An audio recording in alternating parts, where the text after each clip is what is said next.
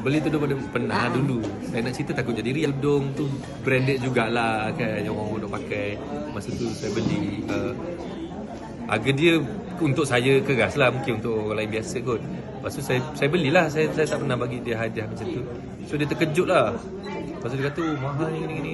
Tapi saya tak tahu dia pakai banyak kali ke tak. Saya pun tak perasan. Saya tak ingat kali apa. Tapi saya beli untuk dia, nampaklah keceriaan di muka dia. Tapi pada saya bukan soal harga. Kalau kita nak bagi kat mak ni, kadang kita buat dia bangga pun, itu dah melebihi, orang kata, priceless lah. Bukan soal harga. Kalau kita bagi hadiah pun, kalau dia tahu kita doa untuk dia pun, dia rasa dah cukup bangga. Kan mak kan, dia macam itu. Pada saya, try your best untuk buat mak kita happy. InsyaAllah Allah murahkan rezeki kita. So bila dia happy, mungkin dia akan sihat, insyaAllah. Dan kita pun akan sihat dengan doa-doa dia. So itu je lah yang saya boleh nasihatkan.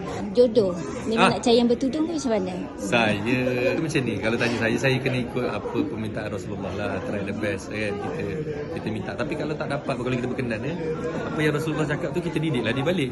Tetapi kalau kita nak yang macam Rasulullah, kita pun kena jadi bakal menantu yang macam Rasulullah jugalah. Betulkan diri kita dulu, baru kita dapat yang terbaik kan. Nasihat saya. Nak pilihan mak ke? Kita tak sesuai untuk kita pun tak okey juga kan. Tapi kalau kita pilih mak suka, apa salahnya kan. Tapi yang paling best bertolak ansur lah. Mak pun kena bertolak ansur, kita pun kena bertolak ansur kan. Sebab ujung hari kita nak hidup dengan dia. Ujung hari pun kita kena dengar juga cakap mak. So kita kena try the best jadi khalifah.